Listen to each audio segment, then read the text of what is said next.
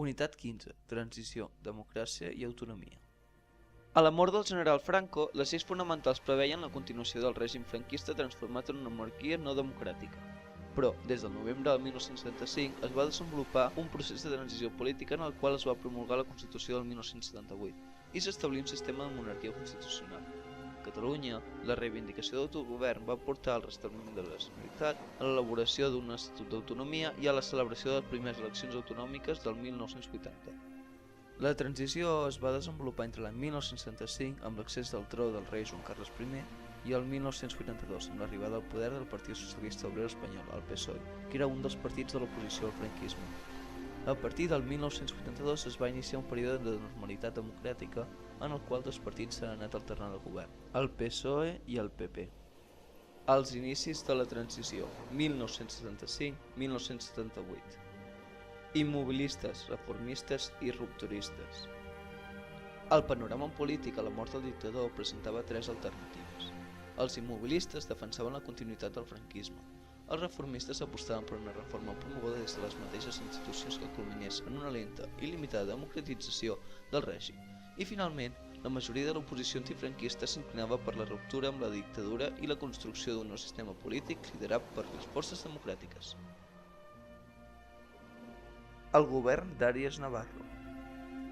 El 22 de novembre de 1975, 2 dies després de la mort del dictador, Joan Carles de Borbó va ser proclamat rei segons les previsions de la llei de successió.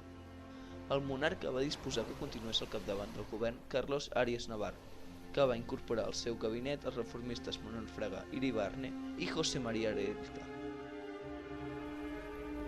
Però, quan Àries Navarro va presentar el seu programa de govern a les Corts, es va fer evident que apostava pel continuisme del franquisme i que el seu plantejament reformista era del tot insuficient. Les mobilitzacions populars. La Junta Democràtica i la Plataforma de Convergència Democràtica, creades als anys finals del franquisme, es van unir en l'anomenada Coordinació Democràtica. La seva proposta s'expressava en la fórmula de la ruptura democràtica, és a dir, un procediment constituent que, per mitjà d'un govern provisional i d'unes eleccions generals, posés les bases d'un nou sistema polític. A Catalunya, a més de l'Assemblea de Catalunya, al final del 1975 es va crear el Consell de Forces Polítiques de Catalunya, que integrava 11 partits. Les forces antifranquistes van perdre la iniciativa i van promoure una sèrie de mobilitzacions populars que aquestes reclamaven les llibertats democràtiques, l'amnistia per als presos polítics i els estatuts d'autonomia. Diversos sectors van estar en vagues durant diverses setmanes. El govern de Suárez i la reforma política. El rei Joan Carles I i els seus col·laboradors van forçar la dimissió d'Àries Navarro el 30 de juny de 1976 i van imposar com a successor a Adolfo Suárez, un jove polític procedent dels sectors reformistes del Movimiento, que va acceptar conduir les reformes des del govern. Després d'accedir a la presidència del govern, Suárez va iniciar contactes amb les forces democràtiques. A més, va proposar un projecte audaç, la llei de reforma política, que reconeixia amb limitacions els drets fonamentals de les persones, la potestat legislativa i preveia un sistema electoral democràtic. Aquesta llei va ser sotmesa a un referèndum el 15 de desembre del 1976 i va ser aprovada pel 81% dels votants. La construcció de la democràcia.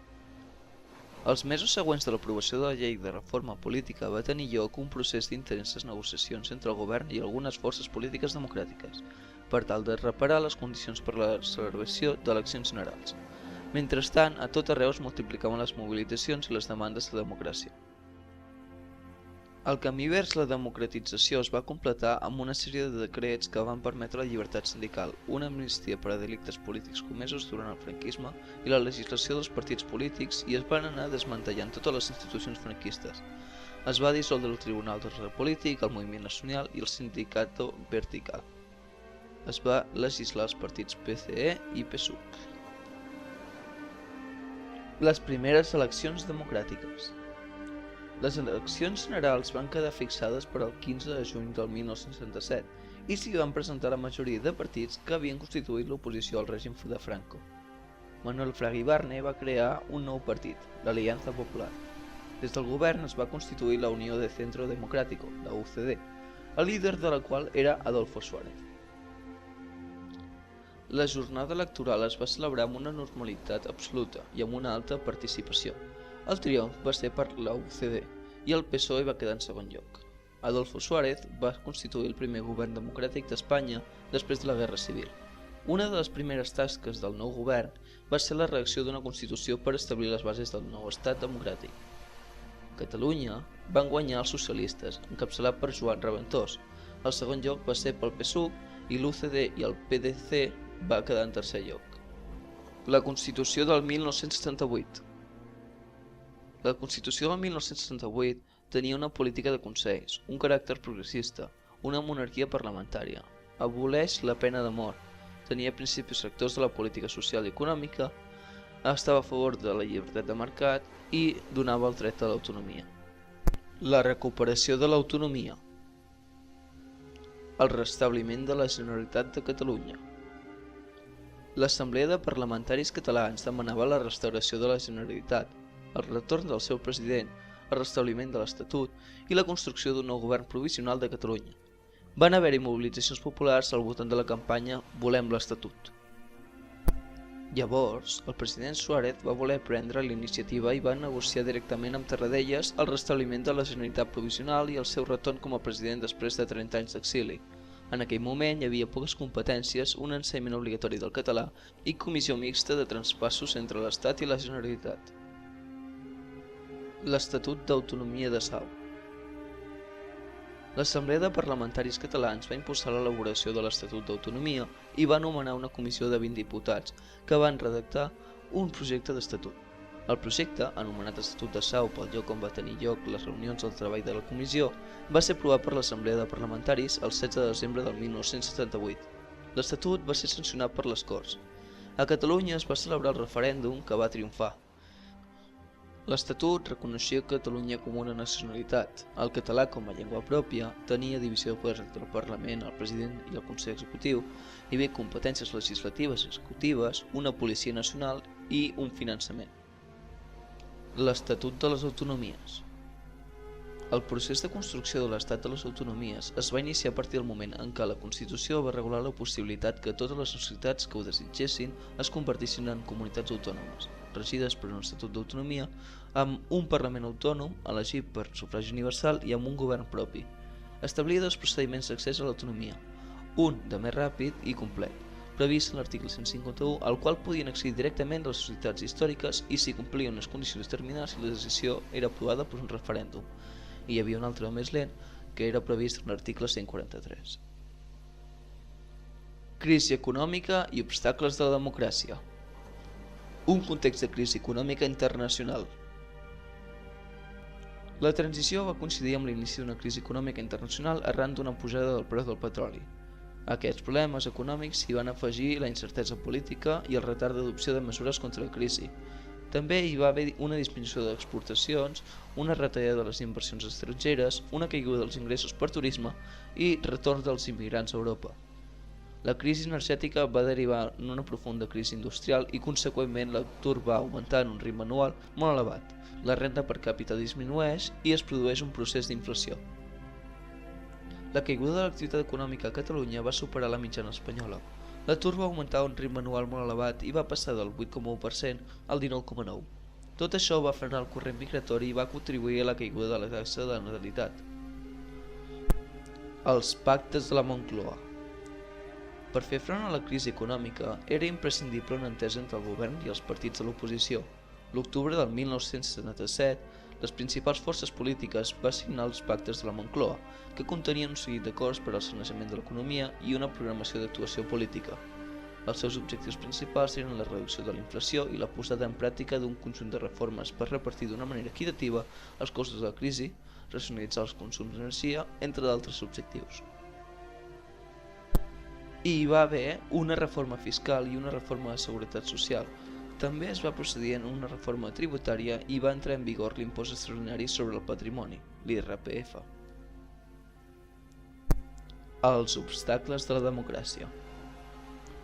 Alguns sectors promovien la violència per tal d'obstaculitzar la democràcia. Les principals amenaces provenien de l'immobilisme, el colpisme militar i del terrorisme. Les forces de l'extrema dreta van estimular un cop d'estat militar que forcés la involució política. Organitzaren grups violents que van arribar a la formació d'agrupacions de pistolers com els Guerrilleros de Cristo i la AAA. Una de les seves accions més virulentes fou l'assassinat de 5 advocats laboralistes en el 1977. El terrorisme d'extrema esquerra també va incrementar les seves actuacions cercant víctimes entre les forces armades o els cossos de seguretat. En aquells anys van aparèixer els Grapo, que eren uns grups revolucionaris antifranquistes, i els FRAP, Frente Revolucionario Antifranquista i Patriótico. L'activitat terrorista principal provenia d'ETA, que refusava la Constitució del 1978 perquè aquesta no reconeixia el dret a autodeterminació. Així, l'organització terrorista va emprendre una campanya d'atemptats. Una enorme magnitud va tenir l'atemptat als magatzems d'Hipercor de Barcelona el 1987, que va causar 21 morts i 45 ferits. A Catalunya es creà l'organització independentista Terra Lliure. La consolidació democràtica 1978-1982. El segon govern de la UCD. Una vegada aprovada la Constitució, Suárez va dissoldre les Corts i es van convocar eleccions legislatives per al març del 1979, que van donar resultats molt similars a les del 77. El triomf va ser novament per la UCD, que presidia Adolfo Suárez, seguida del PSOE i a molta distància del PCE. A Catalunya, però, les forces d'esquerra, com PSC i PSUV, van tornar a ser majoritàries. La UCD va formar un nou govern, presidit també per Suárez i en minoria parlamentària, que va continuar l'activitat reformista amb lleis com l'Estatut dels Treballadors del 1980. Als problemes interns s'hi va afegir el seu fracàs relatiu en les primeres eleccions municipals democràtiques, a partir de les quals es van construir nombrosos ajuntaments d'esquerra, sobretot a les grans ciutats. La crisi de la UCD, la difícil situació econòmica i les accions desestabilitzadores d'ETA van produir una debilitat externa del govern. Al maig de 1980, el PSOE va presentar a les Corts una moció de censura que l'oposició va perdre per un marge molt escàs. Des d'aquell moment, l'activitat governamental es va paralitzar. Davant el fraccionament de la UCD, Adolfo Suárez va dimitir de la presidència del govern i del partit el 29 de gener del 1981. El cop d'estat del 23 de febrer. L'amenaça principal per al sistema democràtic provenia de la pervivència en l'estament militar de sectors hostils al procés democràtic. El 23 de febrer del 1981, mentre en el Congrés dels Diputats es duia a terme la votació d'investidura de Leopoldo Calvo Sotelo, un grup de guàrdies civils comandat pel tinent coronel Antonio Tejero va irrompre a l'hemicicle. Va interrompre la votació per la força i va retenir els diputats i els membres del govern. El capità general Jaime Milans del Bosch va declarar l'estat de guerra a València i va treure les tropes al carrer per impulsar un canvi de rumb de la política espanyola. El cop era el resultat d'una trama en la qual estaven implicats alts caps militars, el coronel Tejero i alguns polítics involucionistes. Els objectius dels colpistes eren confosos, però tots compartien la intenció de paralitzar el procés democràtic i d'atorgar a l'exèrcit un paper rellevant en el govern que havia de constituir-se posteriorment. La compareixença del rei a la televisió la nit dels fets per desautoritzar els insurrectes i donar suport al règim constitucional va ser decisiva perquè el cop d'estat no s'estengués. El 27 de febrer, un seguit de manifestacions multitudinàries en defensa de la democràcia va recórrer als carrers de les ciutats espanyoles. El declivi de la UCD. 2 dies després de l'intent de cop d'estat, Calvo Sotelo va ser investit nou cap de govern. La seva política pràcticament no es va diferenciar de l'anterior, i la tasca legislativa va continuar endavant enmig de les dissensions de la UCD. El govern va signar amb les organitzacions empresarials i sindicals l'Acord Nacional d'Ocupació per contribuir des del món laboral a l'estabilitat democràtica. Així mateix, la llei de divorci va ser aprovada a l'abril de 1981. Però la llei d'autonomia universitària va ser retirada. Una de les decisions més importants del govern va ser la petició d'ingrés d'Espanya a l'OTAN, que es va fer efectiva el 30 de maig del 82. Però els partits d'esquerra s'hi van oposar. El PSOE va manifestar la seva voluntat de sotmetre la qüestió a referèndum si assolia el poder. Les reticències provocades per l'àmplia descentralització de l'estat espanyol van provocar un pacte entre la UCD i el PSOE per tal d'aprovar la llei orgànica d'amortització del procés autonòmic, amb l'objectiu de fixar un sostre a les competències que podien ser traspassades a les autonomies i homogeneïtzar-ne el nivell competencial. Calvo Sotelo no va aconseguir de frenar la desintegració progressiva del partit, del govern, ni d'assolir una entesa raonable amb Adolfo Suárez i els seus seguidors. Suárez va abandonar la UCD i va crear el seu partit, el Centro Democrático y Social. El 28 d'agost, el president Calvo Sotelo va decidir dissoldre el Parlament i convocar noves eleccions generals, que es van celebrar a l'octubre del 1982 i es van donar la victòria al PSOE. Es posava fi a la transició i s'iniciava una etapa de normalitat constitucional de la democràcia espanyola. L'etapa del govern socialista. A les eleccions de l'octubre de 1982, el PSOE va obtenir la majoria absoluta. El seu líder, Felipe González, va ser elegit president del govern i el PSOE es va mantenir en el poder durant 4 legislatures. La majoria absoluta es va renovar a les eleccions del 1986 i del 1989. La situació va canviar l'any 1993, en què el PSOE va haver de cercar el suport dels partits nacionalistes per poder governar. A Catalunya, el Partit dels Socialistes va obtenir un triomf indiscutit i el segon lloc va ser per CiU, seguida d'AP. El PSUC va perdre un gran nombre de vots i va entrar en una crisi irreversible. El procés reformista. El canvi socialista es va concretar en un ampli programa de reformes, amb la prioritat de lluitar contra la crisi econòmica, racionalitzar les administracions públiques i avançar cap a l'estat del benestar. Per reactivar l'economia es va prendre mesures per garantir l'estabilitat financera. La reconversió industrial va ser el procés d'adaptació dels sectors productius a les exigències del mercat internacional i de l'ingrés de la CEE, que va permetre el sanejament financer a l'adaptació tecnològica, però va reduir la capacitat industrial i l'ocupació. El tancament d'empreses i l'augment de l'atur van provocar conflictes laborals importants en el sector metal·lúrgic i de les drassanes. Les reformes econòmiques van anar acompanyades de reformes socials. Cal destacar la despenalització de certs supòsits de l'avortament i sobretot la reforma educativa, amb la Llei de Reforma Universitària 1983, a l'ODE 1985, que va establir l'educació gratuïta fins als 14 anys, i una nova llei d'educació de l'OCSE 1990 que la prolonga fins al 16. L'estat de les autonomies es va consolidar, però la distribució de poders i de competències entre les comunitats i l'estat central van presentar algunes dificultats. L'any 1983, el Tribunal Constitucional va declarar inconstitucionals 14 articles de la LOPA i amb els articles vàlids es va confegir i aprovar una nova llei de procés autonòmic. Pel que fa a la política internacional, el 12 de juny del 1985 es va signar el Tractat d'Adhesió a la CEE, amb els consens de tots els partits. També es va fer un referèndum per ratificar l'ingrés d'Espanya a l'OTAN, que va resultar favorable amb un 52,5% dels vots, a l'adhesió plena en les condicions propugnades pel govern socialista. El govern va emprendre una reforma de l'exèrcit. Es tractava de reduir-ne gradualment la plantilla, modernitzar-ne les estructures i subordinar-lo al poder civil. Per abordar el problema terrorista d'ETA, que havia fet més de 100 morts durant la legislatura, es va signar el Pacte d'Ajúria-Enea, que unia totes les forces polítiques democràtiques contràries a la violència. Els governs del Partido Popular. Les eleccions del març del 1996 les va guanyar el Partido Popular. José María Aznar va ser elegit president del govern, però no tenia la majoria absoluta i va haver de cercar el suport de les formacions nacionalistes. A Catalunya la victòria va ser per al PSC. El PP hi va obtenir la meitat d'escons que els socialistes. La legislatura en minoria. L'acció del primer govern d'Aznar va obtenir l'orientació centrista per mantenir el suport dels seus socis del govern. Aznar va fixar la política econòmica com a tasca prioritària perquè la crisi del 92 havia frenat el creixement de l'economia espanyola. Havia elevat la inflació i la taxa d'atur.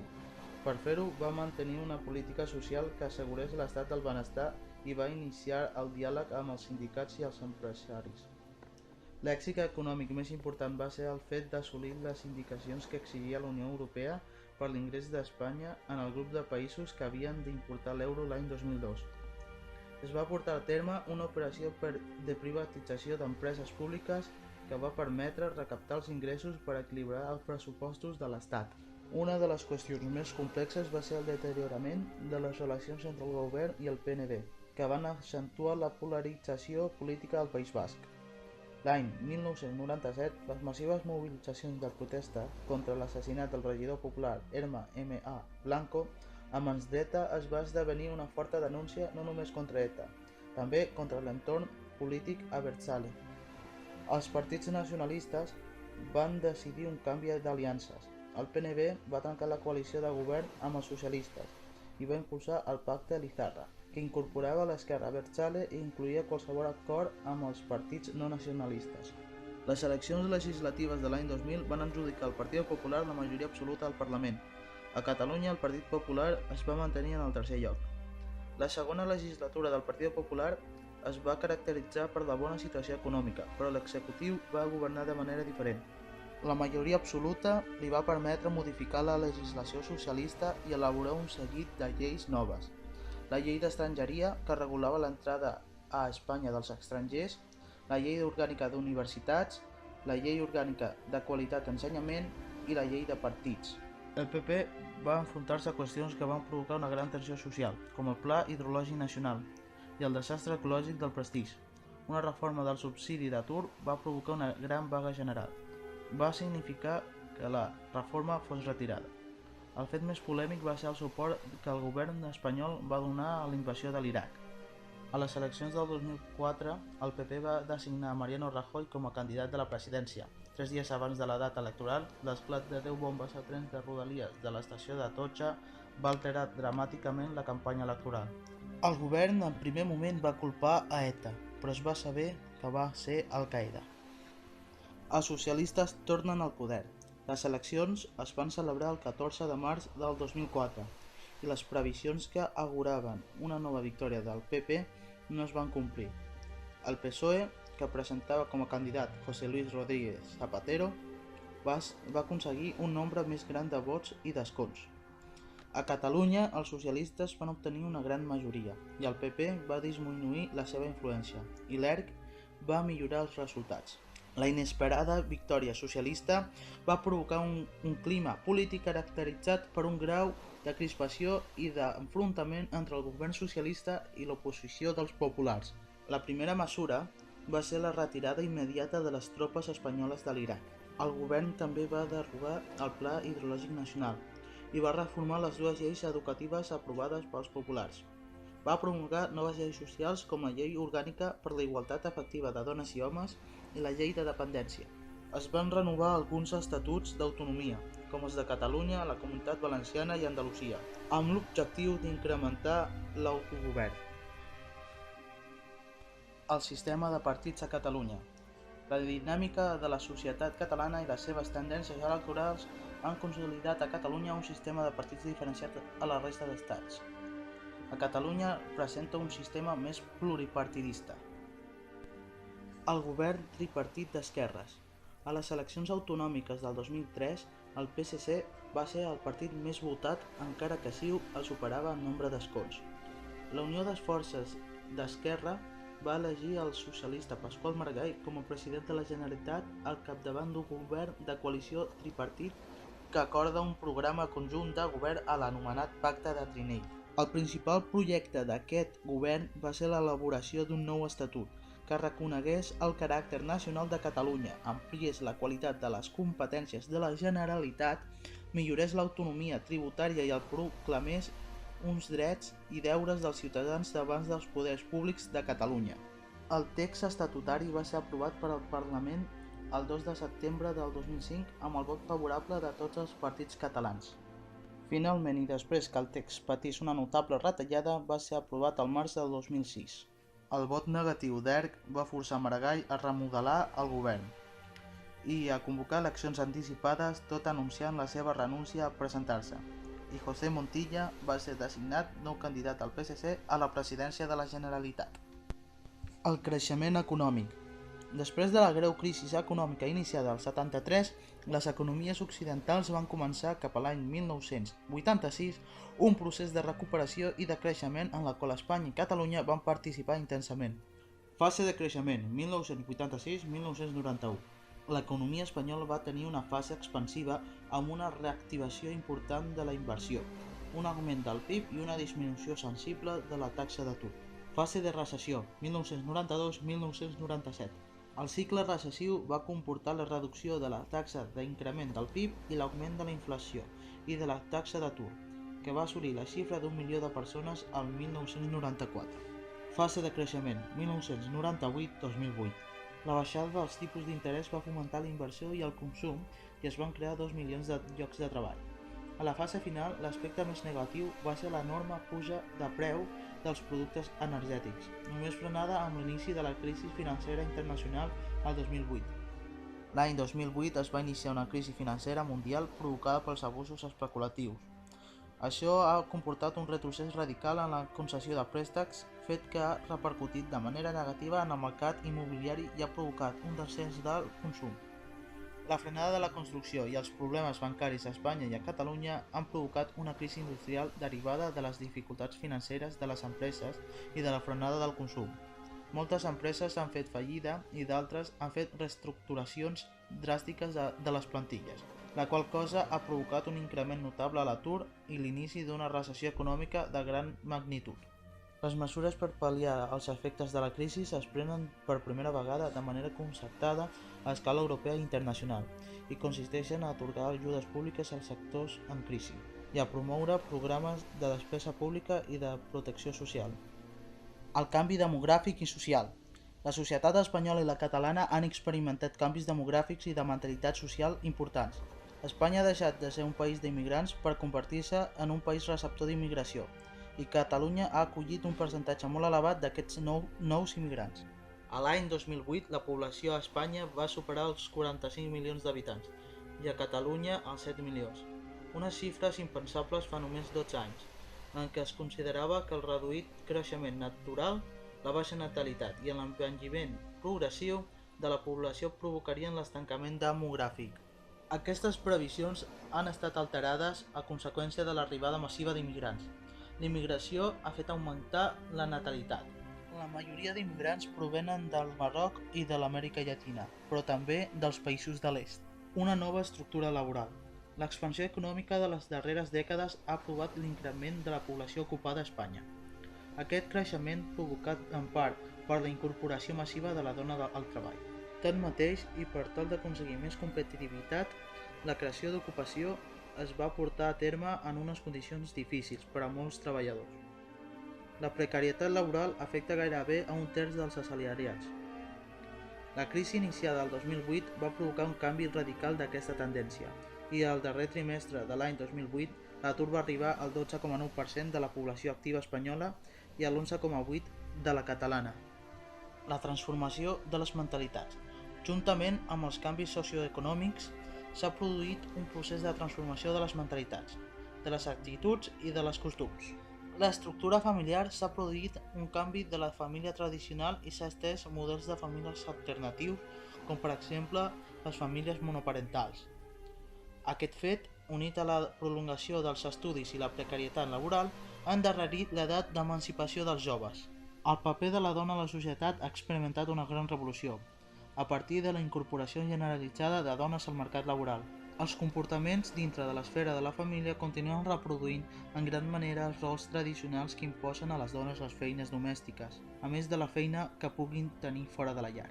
El sistema educatiu espanyol ha tingut diferents modificacions. La reforma més rellevant ha estat l'extensió de l'escolarització obligatòria fins als 16 anys en una via única, l'ESO, una mesura que ha significat no només un esforç econòmic important, sinó també la incorporació al sistema educatiu de grups o sectors que abans no estaven escolaritzats. L'estructura de l'Estat s'ha laïcitzat.